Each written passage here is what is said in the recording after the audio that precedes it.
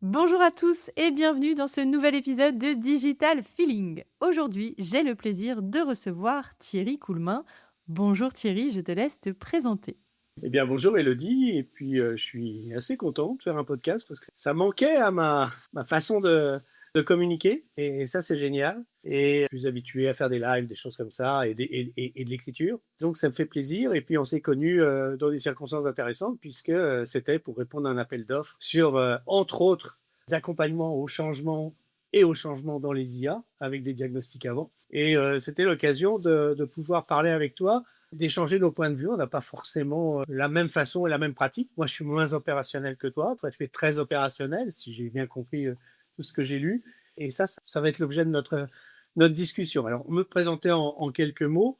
Je suis un gars qui a un peu d'expérience et qui est maintenant un peu en arrière-garde, moins opérationnel, comme je le disais tout à l'heure, mais sur des sujets qui me passionnent, qui sont évidemment le marketing, la communication, mais qui, au cours des années, s'est attaché quelque chose de vraiment fondamental qui est une pensée en responsabilité sociétale, ce qui avait oublié un peu dans les années 2000 la communication. Et puis, depuis 7-8 ans, je m'intéresse aux IA.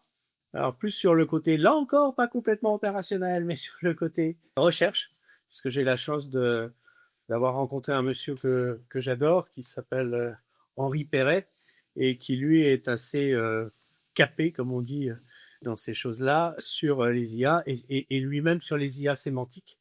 Donc, quand est arrivé ChatGPT, ça m'a évidemment tout de suite titillé d'aller voir ce qu'on pouvait faire avec ces IA génératives par rapport aux IA sémantiques, qui certes vont apporter quelque chose de particulièrement fabuleux, c'est-à-dire qu'elles vont apporter le sens qu'une IA probabiliste n'a pas, mais qui est évidemment beaucoup plus en retard dans son développement et ne récupère pas trop les méthodes de deep learning qu'on a sur les IA probabilistes.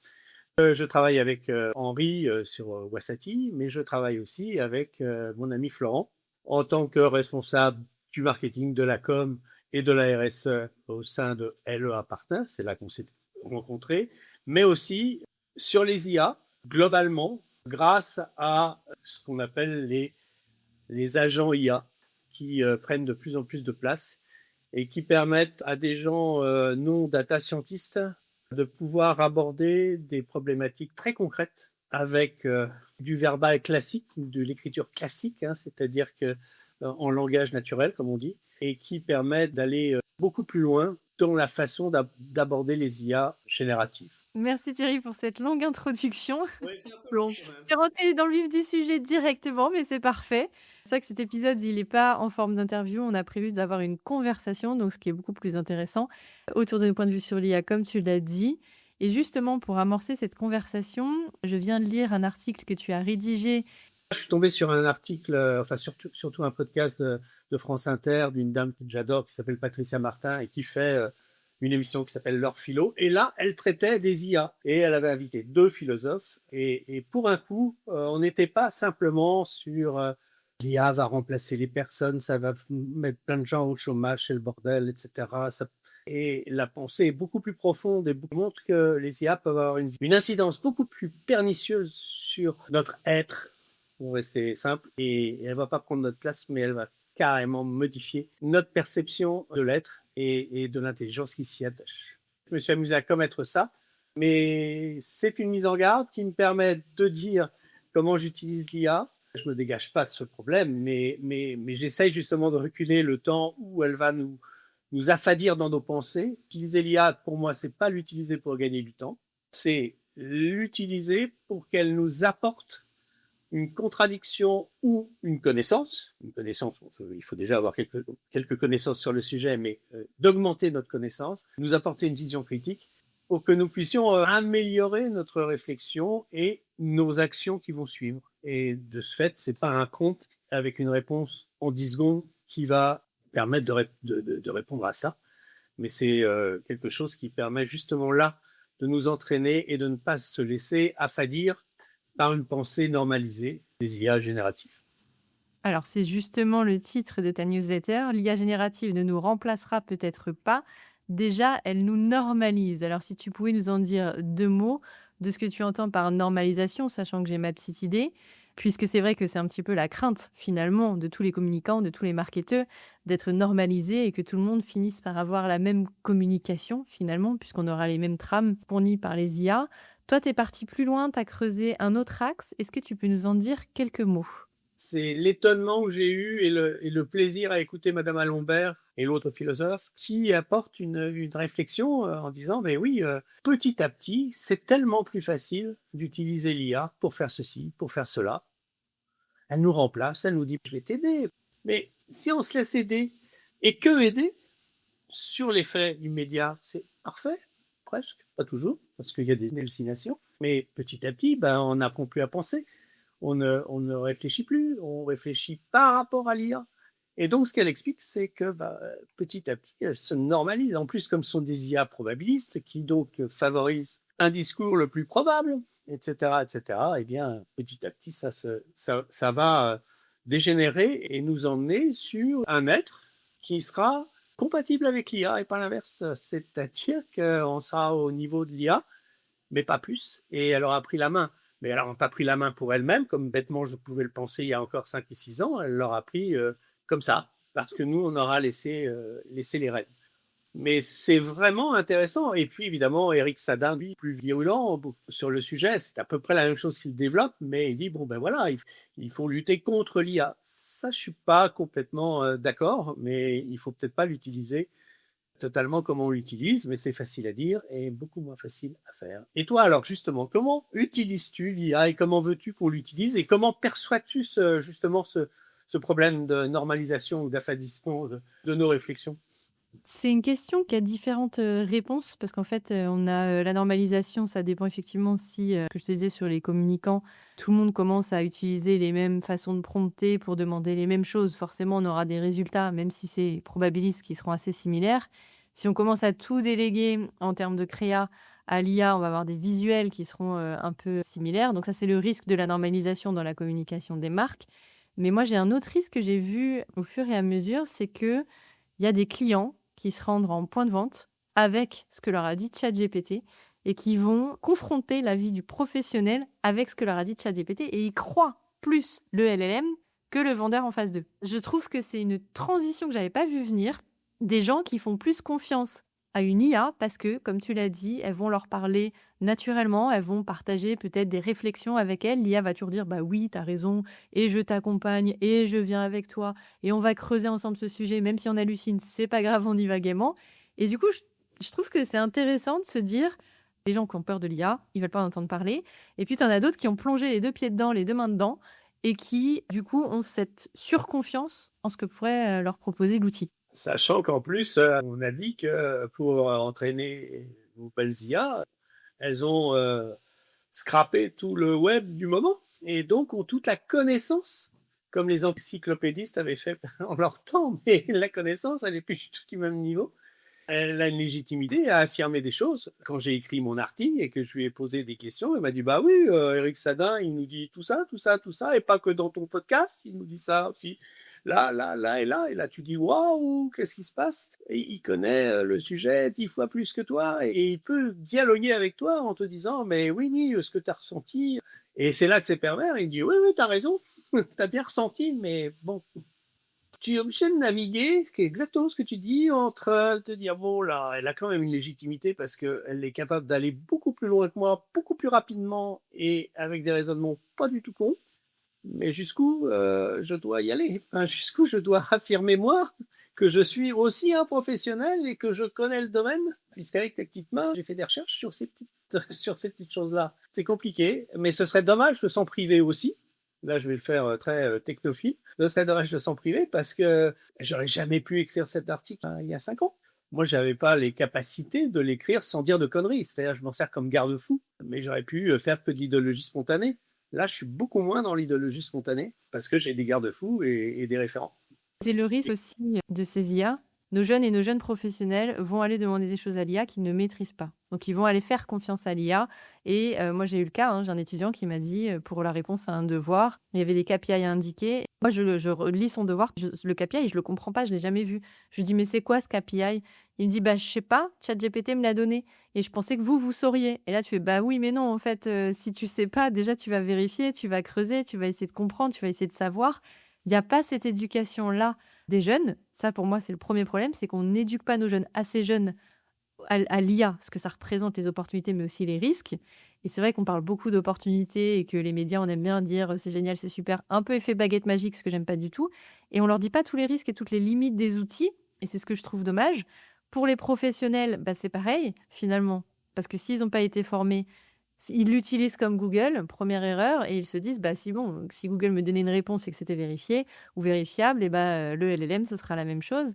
Et donc, ça va t'amener des personnes qui, dans le perso, ce que je disais tout à l'heure, vont aller en point de vente et vont dire, ben moi je sais, ChatGPT m'a dit ça, donc c'est comme ça que ça marche. Et j'ai pas de solution puisque c'est vraiment à très grande échelle. Mais on a un souci aujourd'hui qui est un manque d'acculturation de toute la population, j'y vais fort, mais toute la population, sur c'est quoi l'IA générative exactement et comment on peut l'utiliser. Et je trouve ça assez dommage que bah, qu'il n'y ait pas justement tous ces programmes qui se mettent en place. En plus, on le voit, hein, c'est long chez nous.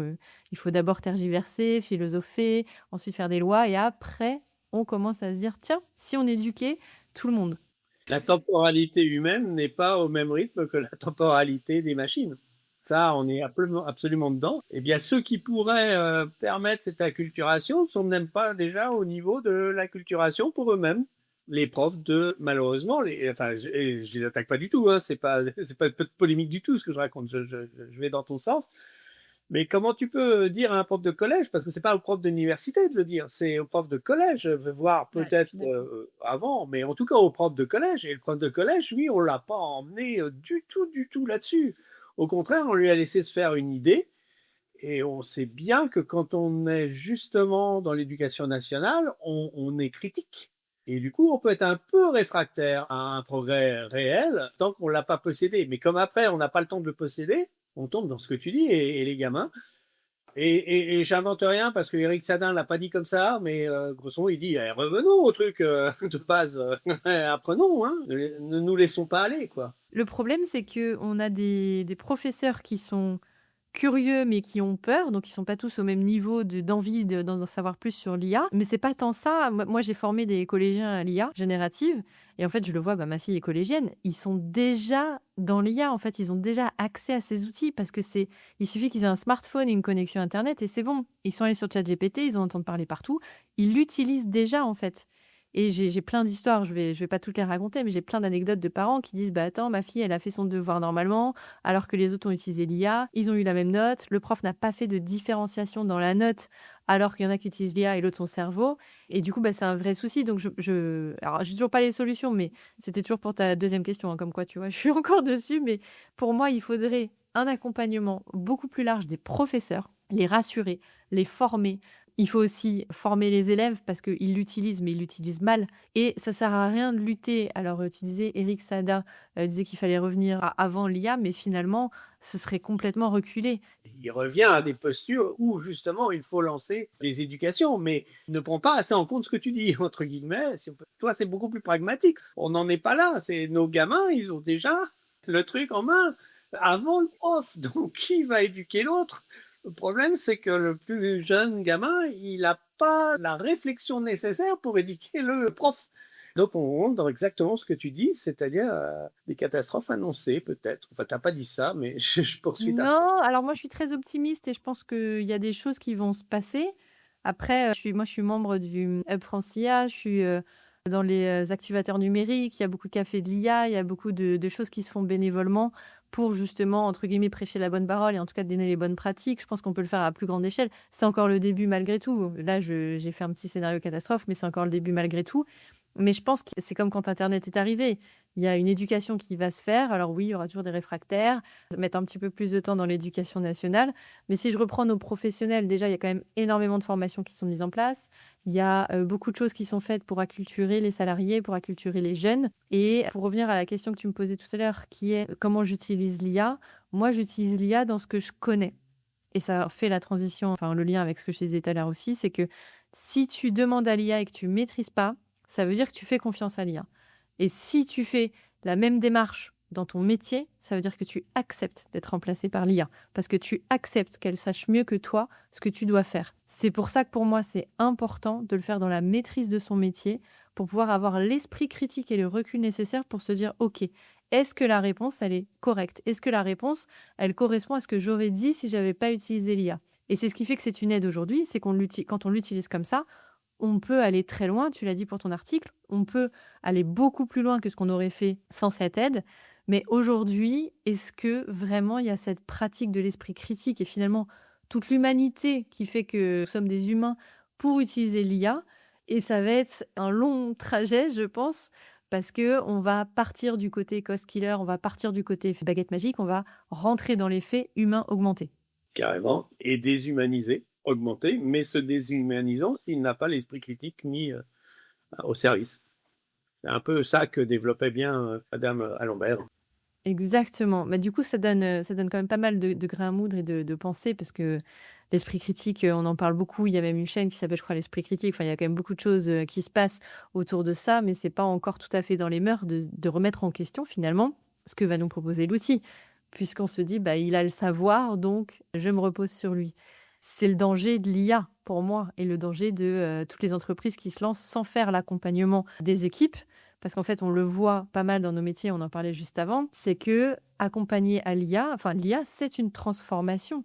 Et donc si on n'accompagne pas cette transformation, on va droit dans le mur. Complètement. Les projets IA, s'ils ne sont pas accompagnés, alors on peut prêcher pour nos jobs à toi et à moi, c'est-à-dire justement nous les accompagner, mais c'est pas que ça. Ils peuvent être même accompagnés en interne. Il faut que les gens en interne soient capables d'accompagner les équipes pour les rassurer ou leur donner les craintes objectives qu'il peut y avoir si c'est mal utilisé. Mais c'est déjà en interne. Nous, on peut encore intervenir, comme on disait un peu en off tout à l'heure, en préparant l'émission, au niveau du middle management, qui lui est complètement paumé. C'est pas son truc. Il n'est pas spécialiste de l'IA.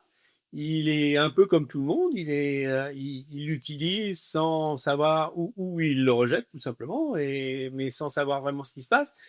Et eux, il faut qu'on les accompagne absolument pour qu'eux puissent accompagner leurs équipes et que là, il y ait une vraie réflexion humaine de l'intérêt de l'intelligence collective qui peut prendre le relais de l'intelligence humaine seule, mais elle reste humaine, et d'emmener un projet. Et là, on arrivera à faire des choses qui auront du sens, même si c'est encore probabiliste. C'est vrai que le middle management, il y a eu des études, je crois qu'il y a même eu un article de Harvard Business Review là-dessus.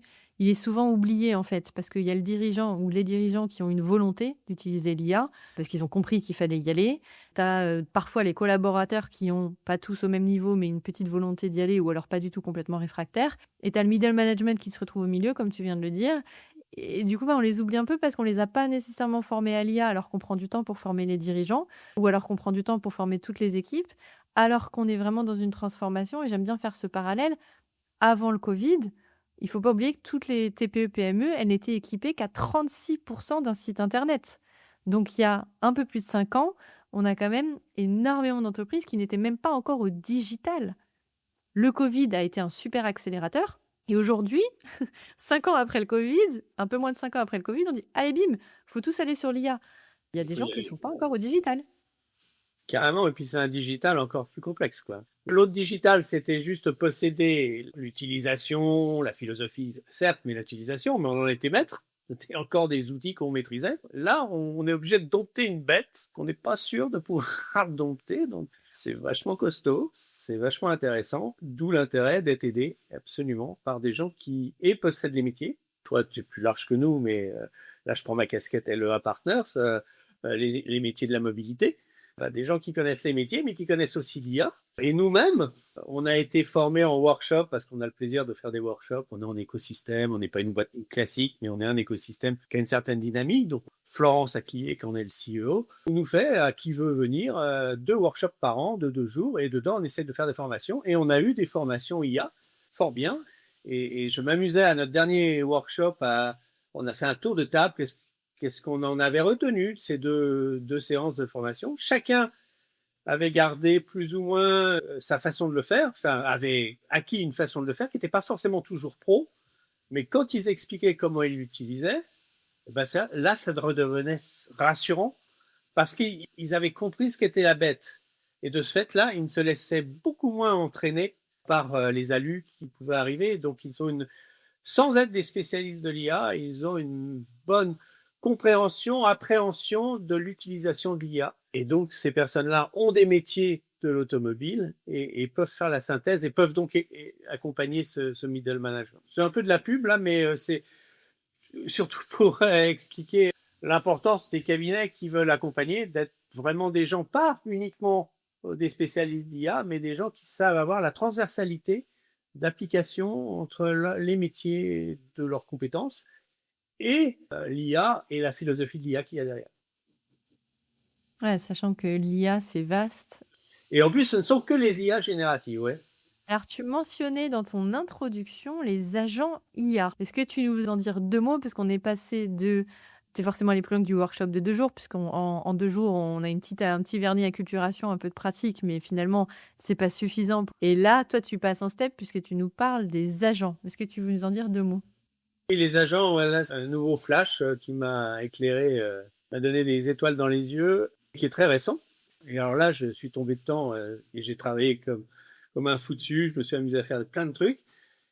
Pourquoi? Parce que on reste dans de l'IA générative, bien sûr, avec les alus, mais on est censé pouvoir les diminuer. Pourquoi? Parce que les agents IA, en fait, ne vont pas prendre toutes les informations qu'on lui balance pour les comparer à son corpus, qui est un projet GPT, mais vont aller les prendre selon une hiérarchisation dans la méthodologie d'utilisation des instructions qu'on lui donne et des documents qu'on lui donne. Pour être plus clair, on va avoir une sorte de scénario qu'on aura avant programmé, et là j'aurais été vraiment incapable de le faire, pour dire on va d'un point A à un point B et nous à y aller quasiment tout seul. Alors moi je n'utilise pas avec le tout seul parce qu'il manque quand même cette étape de rétrocontrôle, mais au moins de lui laisser dérouler la logique qu'on a nous dans la tête quand on a créé cet agent. Je vais donner un exemple très simple. Faire de la prospection. Je suis un marketeur. J'ai pris le virage du digital, alors là, dès le début du digital, mais j'ai toujours refusé l'étiquette de marketing digital. Je trouvais que le marketing digital, on nous avait promis dans les années 2000 un marketing one-to-one, et on nous emmenait sur un marketing de masse où on balance, il y en aura toujours quelque chose, puisque de toute façon, on peut automatiser. Donc là, l'avantage, c'est que tu peux reprendre le problème à l'envers et repartir à zéro, c'est-à-dire dire, OK, maintenant, on va refaire du marketing one-to-one parce qu'on est capable d'aller comprendre ce qui est la préoccupation majeure de la personne qu'on veut toucher. J'utilise jamais le mot cible, donc personne que l'on veut toucher. Eh bien, là, ça change tout parce que l'IA peut partir de notre propre ADN parce qu'il nous connaît, on lui a donné notre ADN, je parle de l'entreprise, et puis on lui a dit, nous voudrions, parce que nous avons des compétences dans l'entreprise, trouver des gens qui pourraient être intéressés par nos qualités, nos capacités, notre philosophie de vie. Philosophie de vie professionnelle, d'entreprise, j'entends, donc raison d'être si tu veux. Et au final, qui va être intéressé? Tu demandes à un agent, tu vas lui dire, bon, alors maintenant, tu me connais.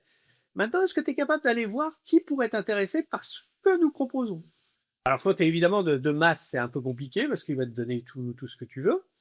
Mais quand tu es un peu pointu sur un sujet, tu vas essayer de voir ce qu'il y a dans le web qui montre que des personnes pourraient être intéressées par ce que tu fais vraiment.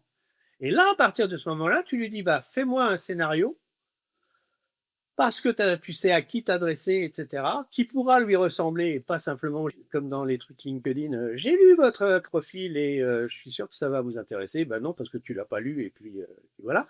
Mais lui, il l'aura lu et aura fait une proposition très pointue. Alors pas forcément, alors si on est très commercial, peut-être avec une proposition assez rapide, soit selon ta personnalité, avec une proposition en disant, non, on va déjà voir ça, est-ce que tu vois, est-ce qu'on est en phase, est-ce que ceci, est-ce qu'on peut continuer à discuter, etc. Et là, tu reviens du one-to-one grâce à une logique agent qui a permis de faire une méthodologie dans l'ordre. Ça part de nous, ça part du client en face, Mais ça, c'est dans le dernier prompt, en fait, puisque ça, tu ne le connais pas avant. Et puis, ça a mis tout un cheminement où on s'est mis à la place du client, on s'est mis à la place du prospect. On n'est pas là pour l'emmerder, pour avoir le xème, millième message qui ne les intéresse pas, mais vraiment quelque chose qui pourrait, comme on dit maintenant, répondre à ces douleurs. Et ça, c'est très intéressant. Alors, on peut aller beaucoup plus loin. Il y a des gens qui vont faire un marketing, qui font déjà un marketing de masse, qui vont le prendre pour faire encore un marketing de masse, mais qui sera quand même vachement plus pointu. Et qui là ira, j'appuie sur le bouton, ça va. Alors, quand on n'est pas comme moi programmeur, tu passes par des petits logiciels qui vont appuyer sur les boutons là, ça va aller chercher dans ton CRM, ça va envoyer, ça va chercher les gens qui pourraient être intéressés et ça va envoyer directement un message. Et selon ce que tu as dit, etc., il y aura peut-être un deuxième ou pas de deuxième, etc. C'est beaucoup plus souple et beaucoup plus en rapport avec tout l'ADN que tu vas donner des deux parties qui permettra d'avoir une réponse réelle à un problème réel. Tu tomberas toujours de temps en temps à côté, mais beaucoup moins qu'avant. Bah, c'est passionnant et j'adorais te poser 1000 questions, mais Et alors, justement, toi, parce que toi aussi, tu m'as dit que tu avais, peut-être pas découvert, mais en tout cas, tu t'étais formé aux agents. Et alors, comment tu les vois? Comment tu vois que ça va transformer notre vie? alors moi, je me suis, formée, sur N8N, qui est une plateforme pour développer des agents. J'ai aussi fait une formation sur, Zapier. En fait, c'est plus des automatisations où tu vas aller brancher, les bonnes choses ensemble. Je suis pas allée jusqu'à, du Claude Code et des plateformes autres que celle-ci, parce qu'à l'époque, quand je me suis formée, à l'époque, l'année dernière, il n'y avait que N8N et Zapier ou Make. C'est vrai qu'aujourd'hui, on a des facilitants pour, aller développer des agents.